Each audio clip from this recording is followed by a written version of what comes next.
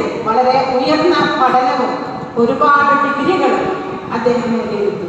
അതോടൊപ്പം തന്നെ നാം ഇന്ന് അറിയപ്പെടുന്ന ഇന്ത്യയുടെ പ്രസിഡന്റായും അദ്ദേഹം പ്രവർത്തിച്ചു. ഇന്നത്തെ പ്രസിഡന്റ് ആരാണെന്ന് നമുക്കറിയാം. ആരാണ്? ദ്രൗപദി മുർമു. അന്ന് ഇന്ത്യൻ പ്രസിഡന്റായി പ്രവർത്തിക്കാനുള്ള ഒരു ഭാഗ്യവും ആന്ധ്രാക്കാരനായ ഇദ്ദേഹത്തിനുണ്ടായി. എന്തുകൊണ്ടാണ് ഗുരുനാഥൻ എന്ന് അറിയപ്പെടുന്നത്? ഗു എന്ന വാക്കിനർത്ഥം ഇരുട്ട്. ഗു എന്ന വാക്കിനർത്ഥം ഇരുട്ട്. രു എന്ന വാക്കിനർത്ഥം വെളിച്ചം. ഇരുട്ടിൽ നിന്ന് വെളിച്ചത്തിലേക്ക് ടോർച്ചടിച്ചു കാണിക്കുന്ന അല്ലെങ്കിൽ നയിക്കുന്ന വ്യക്തിയെയാണ് ഗുരുനാഥന്മാർ എന്നറിയപ്പെടുന്നത്. നമുക്കറിയാം, ഓരോ ഗുരുനാഥന്മാരുടെ അടുത്തേക്ക് വിദ്യാർത്ഥികൾ ഓടി വരുമ്പോഴും അവിടെ അച്ഛനും അമ്മയ്ക്കും അല്ലാത്തൊരു ബന്ധം നാം കാണപ്പെടുന്നു. ഒരു അധ്യാപിക അല്ലെങ്കിൽ അധ്യാപകൻ ആ വിദ്യാർത്ഥിയെ കെട്ടിപ്പിടിക്കുകയാണെങ്കിൽ ഒരു പോസിറ്റീവ് എനർജി അതിയായി തന്നെ അധ്യാപകനും വിദ്യാർത്ഥിക്കും ലഭിക്കുന്നു. അച്ഛൻ്റെയും അമ്മയുടെയും കെട്ടിപ്പിടുന്നതിന് ഉപരിയായി അവിടെ ഒരു സ്നേഹത്തിന്റെ ഒരു തണലുണ്ടാവുക. അതാണ് അധ്യാപകനും വിദ്യാർത്ഥിയും. പ്രശസ്തനായ സൂർദാസ് എന്ന കവിയോട് ഒരു ഇന്റർവ്യൂവിൽ ഒരു വ്യക്തി ചോദിച്ചു, ദൈവവും അധ്യാപകനും നിങ്ങൾക്ക് മുൻപിൽ ഒരുപോലെ പ്രത്യക്ഷപ്പെടുകയാണെങ്കിൽ നിങ്ങൾ ആരെ വന്ദിക്കും? ഒരു മറുപടിയും ഒരു മിനിറ്റ് പോലും ആലോചിക്കാതെ അദ്ദേഹം പറഞ്ഞു, അതിനെന്താ ഇത്ര സംശയം? ഞാൻ എൻ്റെ ഗുരുനാഥനെയാണ് ആദ്യം വന്ദിക്കുക. അതിനെന്താ കാരണമെന്ന് ചോദിച്ചപ്പോൾ അദ്ദേഹം പറഞ്ഞത്, ഇന്ന് കാണുന്ന, കാണാത്ത, ഓർക്കുന്ന, മണക്കാത്ത ആ ഒരു ദൈവത്തെ എനിക്ക് കാണിച്ചു തന്നത് ആരാണ്? എൻ്റെ ഗുരുനാഥനാണ്. അപ്പോൾ ദൈവത്തേക്കാൾ ഒരു പടി എപ്പോഴും ഗുരുനാഥന് എൻ്റെ മനസ്സിൽ സ്ഥാനമുണ്ട്. അതിൽ തന്നെ സൂർദാസിന്റെ ഇത്രയും പ്രശസ്തനായ കവിയുടെ ആ വാക്കിനകത്ത് തന്നെ ഗുരുനാഥന്റെ സ്ഥാനം ഈ ലോകത്ത് എത്രയാണെന്ന് നമുക്കറിയാം. ഇറ്റലി, ഗ്രീസ്, അമേരിക്ക തുടങ്ങി എല്ലാ വൻ രാജ്യങ്ങളിലും അധ്യാപകർക്ക് ഒരു പ്രത്യേക സ്ഥാനമുണ്ട്. എത്ര വലിയ IT കമ്പനികളിൽ പ്രവർത്തിച്ചാലും 1ാം ക്ലാസ്സിൽ അല്ലെങ്കിൽ നഴ്സറി മുതൽ പഠിപ്പിച്ച അധ്യാപകരെ ഓർക്കാത്ത ഒരു വിദ്യാർത്ഥിയുമില്ല. ലോകത്തിലെ ഏറ്റവും വലിയ കുറ്റവാളികളോട് ചോദിച്ചാലും അവർ ഏറ്റവും ഇഷ്ടപ്പെടുന്നത് ആരായിരിക്കും? അവരെ 1ാം ക്ലാസ്സിൽ അവരുടെ കൈകൊണ്ട് മണ്ണിലെഴുതിയ അല്ലെങ്കിൽ സ്ലേറ്റിൽ എഴുതാൻ ആ കൈ പിടിച്ച അധ്യാപകനെ ഓർക്കാത്ത ഒരു വിദ്യാർത്ഥിയും ഈ ലോകത്തില്ല. ഇന്നും നിങ്ങളുടെ മനസ്സിൽ അച്ഛനേക്കാൾ അമ്മയേക്കാൾ ഒരുപടി മുമ്പായിട്ട് തന്നെ അധ്യാപകരെ നിങ്ങൾ ഓർക്കുന്നുണ്ട്, ഇല്ലേ? ഒന്നുകിൽ സ്വപ്നം കാണുന്നുണ്ടായിരിക്കാം, അല്ലെങ്കിൽ അധ്യാപകനെ ഓർക്കുന്നുണ്ടായിരിക്കാം. ഒരു അധ്യാപകന്റെ റോൾ എന്ന് പറഞ്ഞാൽ ഒരു ഭരണകർത്താവിന്റെ റോൾ തന്നെയാണ്.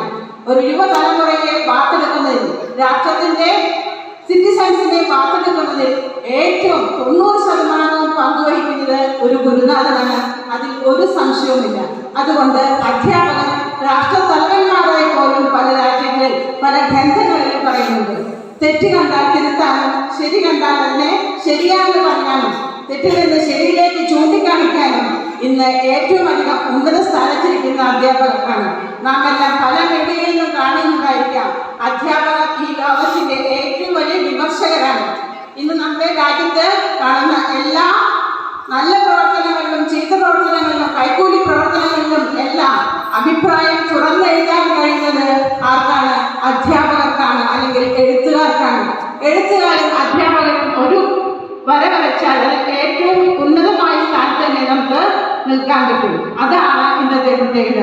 അതുകൊണ്ട് അധ്യാപകർ എന്ന് പറഞ്ഞാൽ ഒരു രാഷ്ട്രത്തെ മുഴുവൻ വാർത്തെടുക്കുന്നതിൽ 99% വളരെ വലിയ സ്ഥാനമുള്ളവരാണ്. ഇനി മറ്റൊരു പ്രത്യേകത, ടീച്ചേഴ്സ് ഡേയിലാണ് രാഷ്ട്രപതി നമ്മുടെ പ്രശസ്തരായ പ്രഗത്ഭരായ അധ്യാപകരെ തെരഞ്ഞെടുക്കുന്നത്, അധ്യാപക അവാർഡുകൾ പ്രഖ്യാപിക്കുന്നത് എന്നാണ്. എനിക്ക് വളരെയധികം സന്തോഷമുണ്ട്. ഇന്ന് എൻ്റെ കൂട്ടുകാരനായ ഹംസ സാറിനെ തിരുവനന്തപുരത്ത് വെച്ച് ഒരു അവാർഡ് ലഭിക്കുന്നുണ്ട്. ഞാൻ പോകുന്ന അല്ലെങ്കിൽ എൻ്റെ വർക്ക് കഴിഞ്ഞ് പോകുന്ന കോൺകോർഡ് സ്കൂളിലെ ഇപ്പോൾ പ്രവർത്തിച്ചു കൊണ്ടിരിക്കുന്ന ഹംസ സാറിനാണ് ഇപ്രാവശ്യത്തെ അധ്യാപക അവാർഡ്. ഇതുപോലെ 2 അവാർഡുകൾ വളരെ സന്തോഷത്തോടെ തന്നെ നിങ്ങളോട് പറയുന്നു. 2 അവാർഡുകൾ ഈ ദിവസങ്ങളിൽ എനിക്ക് ലഭിച്ചിട്ടുണ്ട്. ഏറ്റവും നല്ല അധ്യാപകർക്കുള്ള തൃശ്ശൂർ ഡിസ്ട്രിക്റ്റിലെ അവാർഡും ഏറ്റവും നല്ല അധ്യാപകർക്കുള്ള കേരളത്തിലെ അവാർഡും. അത് വാങ്ങിയിട്ട് വളരെ സന്തോഷമുണ്ട്. എൻ്റെ ഗുരുക്കളെ എല്ലാം ഈ നിമിഷം ഞാൻ ഓർത്തുകൊള്ളുകയും ഇന്നത്തെ അധ്യാപകരോട് എനിക്കൊരു പറയാനുണ്ട്. മുമ്പിൽ വന്നിരിക്കുന്ന വിദ്യാർത്ഥികളെ, അവൻ പഠിക്കുന്നവനാകട്ടെ ഭംഗിയുള്ളവനാകട്ടെ ഭംഗിയില്ലാത്തവനാകട്ടെ, ചിന്തകൾ ഉള്ളവനാകട്ടെ ചിന്തകൾ ഇല്ലാത്തവനാകട്ടെ,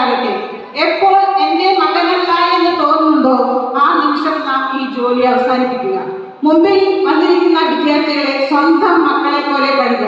അവരുടെ ഭക്ഷണത്തിലും പഠനത്തിലും എഴുത്തിലും ചിന്തയിലും സ്വപ്നത്തിലും അവരോടൊപ്പം ഇരിക്കുക. മക്കൾ എന്നും നമ്മുടേതാണ്, സ്ഥാപനം നമ്മുടേതാണ്. ഈ മക്കളാണ് നാളെയുടെ വാർത്താക്കൾ.